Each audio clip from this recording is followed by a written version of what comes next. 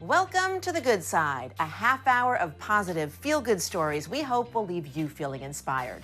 They're told by our team of passionate journalists from local newsrooms all across the country.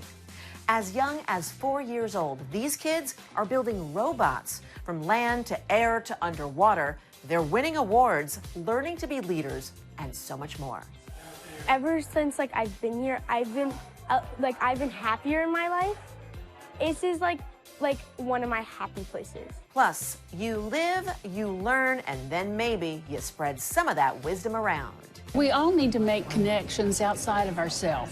These 4 lifelong friends proudly call themselves the Old Broads. And this wise group of ladies will make you laugh when you listen. And a place to live out your dream of being a music superstar. From first-timers to seasoned songsters, this monthly music store jam session makes sure the door is open to everyone. The Good Side starts right now.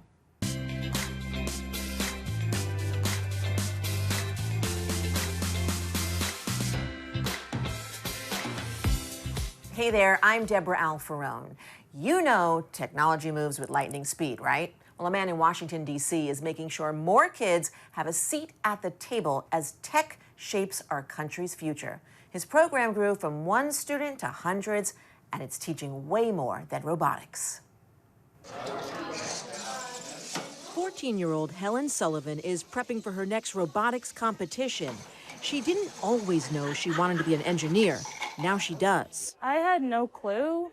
I think this is kind of giving me a sense of direction in life. Now I actually have a path in mind, and I'm not worried anymore.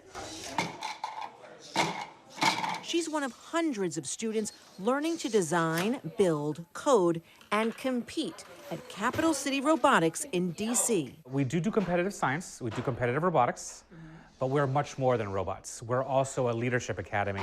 Ryan Daza launched the nonprofit in 2018, filling a gap he saw for kids in the nation's capital. Robotics is a sport, so they do go to competitions. We actually have one every single week.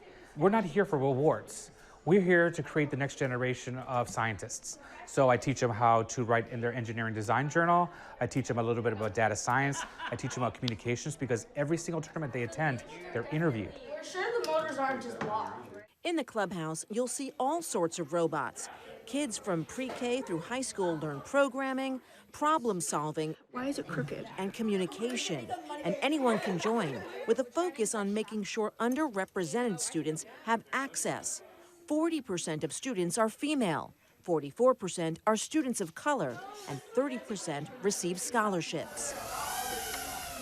That buzz is 11-year-old Bay Sakrishik, working on her drone obstacle course. Ever since I've been here, I've been happier in my life. This is like one of my happy places. What can robotics teach these kids? Robotics teaches one of the most important things you can ever teach a kid, and that is how to fail. And how to fail hard. They fail all the time. And I try to treat it as data, to brush it off, to get up, we got you. The failure is irrelevant. It's information telling you not to walk there, but to try something else. That's advice for anyone. It is. These 4 teens are troubleshooting their robot. They're prepping for the state championship. We finally got them to work fully. Older students mentor the younger ones. Mateo has been coming here since he was 7. An iconic experience because it's usually very noisy around. There are many programs going on at the same time. So you can kind of get an experience of everything, even if you're only working on one thing. What do you get out of this? I get my students, watching them develop, watching them change, watching them learn, watching become something they couldn't become if Capital City Robotics did not exist. That's the best part of this organization, for me, is to watch these kids grow and become awesome.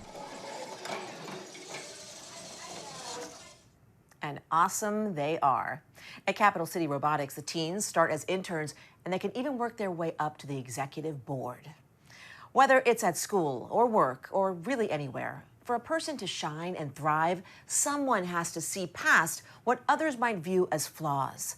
The Good Side's Scott Pasmore shows how one window company in Arizona found success when it decided to open its mind and its doors.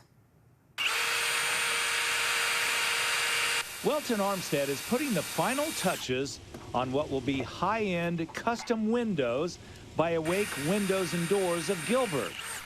I like the opportunity that's given to so many of us that have not had that and that people don't understand doesn't exist. So coming here, the doors open, welcome arms, the whole nine and things like that. So it's just a beautiful atmosphere. Welton couldn't be happier because Awake Windows gave him an opportunity no other company would. You see, Welton spent 15 years in prison, and when he got out, nobody was interested. But Awake certainly was. We are super open to hiring anyone with a justice-involved background. And so with that goal in mind, we said, hey, it would be super cool if we had, maybe 40% of our staff could be justice-involved. And we've actually kind of blown past that this year, and now we're up to about 55% of our staff. Awake opened its doors in 2021, and already they've topped $30 million in sales. They're growing fast, and they're all about gratitude. And as it turns out, giving people a second chance has gone above and beyond what they ever expected. I think we knew from the beginning it felt morally right to do this, that it's this kind of legal discrimination that makes it very hard for people that have paid their debt to society and are just trying to get a good job. What I didn't fully anticipate was how awesome this would be strategically. We have found, just by virtue of having this mission, some of the most talented, qualified, great employees that have made our company so much better. I have 2 kids. I definitely want to be a productive member of society. I did work around the clock while incarcerated to fix things that I thought were incorrect, and I'm still working. It's a process. But just coming here, and I think them opening a door like that and kind of just giving you that cushion to run and roam and support you in everything that you do. Welton's such a great example. He has just thrived here. Everyone in the company loves him. And we look at it like every company that missed on him, that was their loss and our gain. And these are the best employees. And so I just think there's so many people that get overlooked automatically because of their backgrounds. Just an incredible story. Later on the good side, a project that reflects the real power of community. Each one of these kits could help make life a little easier for women and girls. What's inside these little bags makes a big difference every month. We'll introduce you to a mom who's making sure no girl goes without what she needs. You're watching The Good Side. We'll be right back. Welcome back to The Good Side. There's just so many questions to ponder in this life. It might be a big decision, or maybe you're just trying to figure out where to have lunch. So that's where advice comes in. We poked around our newsroom to see where people could use a little guidance. What do I want advice on? What song should I learn next on guitar? So I know what to do for a first date. Maybe you get coffee, go to dinner. What's the best location for a second date? And where should I plan Murray's Sweet 16 party? Well, wise advice often comes from experience. 4 ladies in Mississippi make it a point to share what they've learned, but you're just going to need to brace yourself because their advice comes with a hefty side of humor. The Good Side's Hugh Keaton introduces us to the group who call themselves the Old Broads. Free advice from the old broads. Some good, some bad, always free. 4 friends since elementary school. Cheryl, Kathleen, Sue, and Cindy still getting together 55 years after graduating from Long Beach High School. Hey, Emily. They're always ready to invite anyone to a seat at their table. We laugh, but we do give some good advice. It's tongue-in-cheek, though. It's supposed to be tongue-in-cheek. Yeah. Setting up their sign in the town green during the weekly farmers market or in the corner of the coffee shop, the Old Broads get a wide variety of questions. Mostly we're greeted with a smile. And a giggle. Yeah. And it's like, okay, what advice can you give to me? We'll say something along the lines of, well, you could have picked a better shirt, but that's okay. Hey, Ava. Cheryl lived away from Long Beach for decades. When she moved back a few years ago, the 4 friends started getting together like no time had passed. I think it's real unusual that we go back as far as we do to kindergarten. And live to tell about it. And live to tell about it. As for the name Old Broads, I saw on Facebook a men's group, and they were called the Old Farts. And their saying was, the truth is out there, just not here. And so we thought, we can do that. Let's give free advice. so when something's free, you have to take advantage of it, right? When's a good time to buy a car? 20 minutes before your car is dead. That's the best time. I think I kind of want interest rates to drop a little bit more. And I would milk the car I'm driving now for all it's worth before I traded it in. But the advice isn't always taken as freely as it's given. My car just got paid off, and I all of a sudden got this urge. Oh, stop. I do. I'm looking at it and I'm thinking, but it runs beautifully. It is. I'm not ready. While the old classmates enjoy dishing out advice to others, they spend just as much time lifting each other up. I will tell you, when my husband passed away, these three ladies kept me going. We're there for each other. Living through experiences together gives them each perspective on what might be the most important priorities for others. But our best advice is, Don't talk politics. well, besides that, Yeah. is to get a 3D mammogram. Yeah, that's what saved my life. Cindy Rogers lived through breast cancer. Now she lives to tell others how to catch it early. It's just one way the Old Broads are helping their community and creating friendships. I can't wait to be an old broad one day. Up next, he's got the drive, the mindset, and the training. My first CPR class was when I was 5. I went to my first medical training at 2.5. Yes, 2.5. So how'd he top that? At 13, he became the youngest certified first responder in the country. Now he's got his sights set on an even higher goal. And later in the show, there is nothing better than picking up right where you left off with an old friend. A musician reunited with the priceless guitar he thought he'd never see again. You're watching The Good Side. We'll be right back. Welcome back to The Good Side. There's a time in life when you go to the doctor and you realize they're younger than you, a lot younger. And if you find yourself at that point now, well, the name Doogie Howser might mean something to you. The Good Side's Myra Ansari goes on call with a first responder who was born way after the sitcom went off the air, but he still manages to draw comparisons to that medical whiz kid. I'm Colin. I'm 14 years old. Electrodes and pads here. This is our trauma cabinet. He's kind of like the 2026 version of Doogie Howser. This is the Life Pack 15. I've been in the medical field literally my whole life. Yeah, you heard him right. My first CPR class was when I was 5. I went to my first medical training at 2.5. I got my first certification at, I think, 11. Colin's interest in emergency services runs in the family. This is his father, Ian Godfrey. I've been a paramedic for 25 years. Came to the firehouse when he was young. He was just around.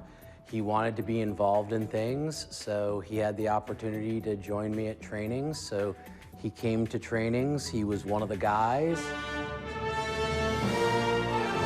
Being one of the guys, Here, these are the jaws of life. soon transitioned to being a part of a team. So he is the youngest certified first responder in the country. He became certified when he was 13. And he also got his tech certification when he was 11, which was the youngest to ever accomplish that, tactical emergency casualty care at the advanced life support level. And that in itself is an incredible feat because that test is incredibly difficult. That includes remembering medication dosages and advanced life support procedures and things like that. Colin became an emergency medical responder at the age of 13. That means he can provide immediate, basic life-saving care at the scene of an emergency. Things like CPR and bleeding control. He's learned how to handle equipment. Here we have our off-road basket if we need to go down into a ravine or a valley or something. Putting himself in places grown-ups are normally in. Chemical spill, fire, whatever. I've saved patients, I've cut into vehicles, I think I've been there for a couple water rescues. I've done quite a bit. With his skills, he's able to volunteer with Jennings County EMS in North Vernon, Indiana. I just have such a deep love for the job. I don't really go into thinking about like how young I am, what I've accomplished this early. He had such a passion for this from such a young age. Like, It's still a test! he was just a sponge soaking all this stuff up. I know I like quick critical thinking, and that may be part of it. This is a backboard. While he can't get behind the wheel just yet, he does ride behind in the ambulance. And here, when he's not out saving lives, our oxygen supply. He's an 8th grader at Columbus Central Middle School's CSA Academy. He's also an extraordinary kid. Doing extraordinary things. Colin says he knows what his priority is when he's working. This is medic 3 or 1.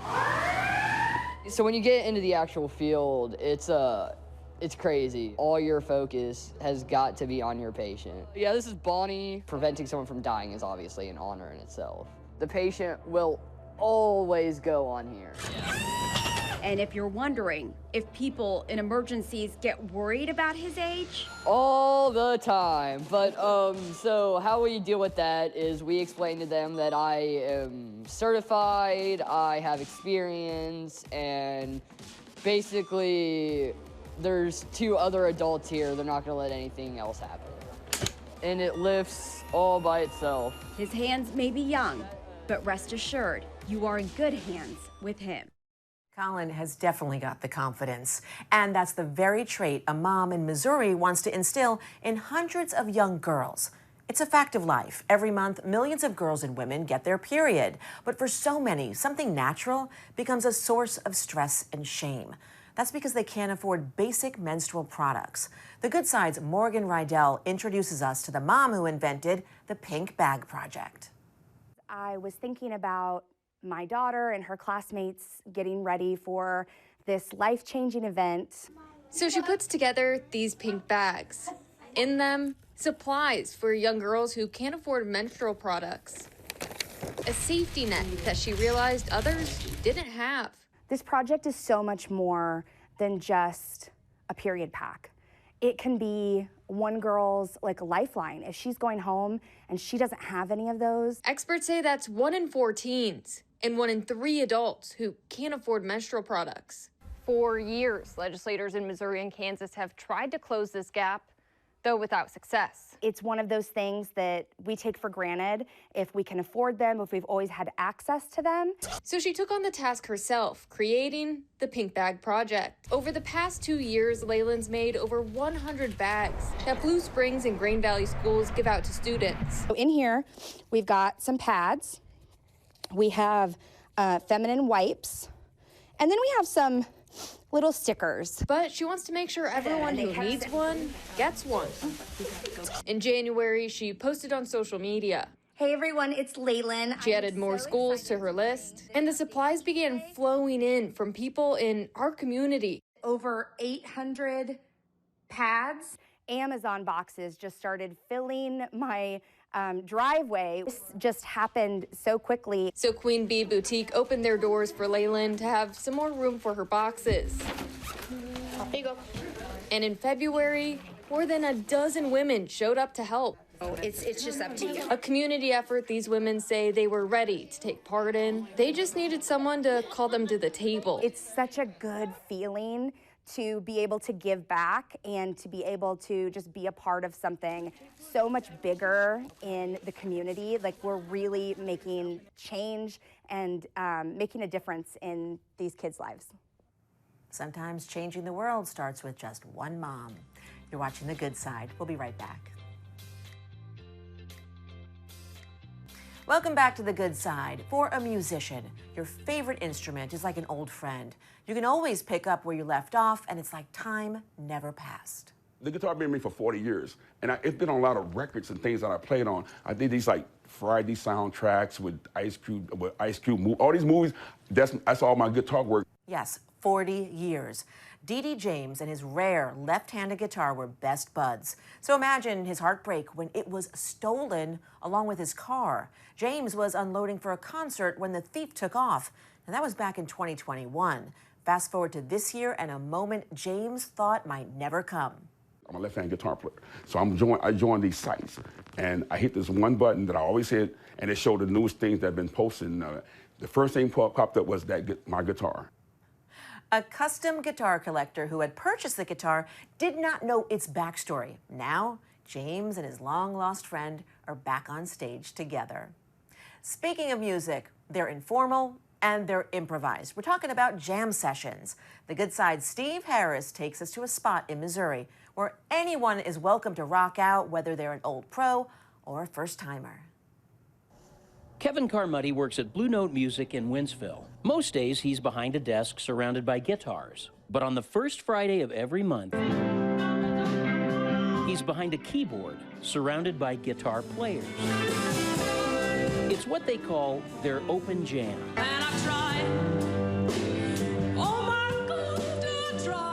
Anybody can come out, and as you can see, we've got plenty of amps, plenty of guitars. You can use ours, plug into vintage gear, and just have a blast.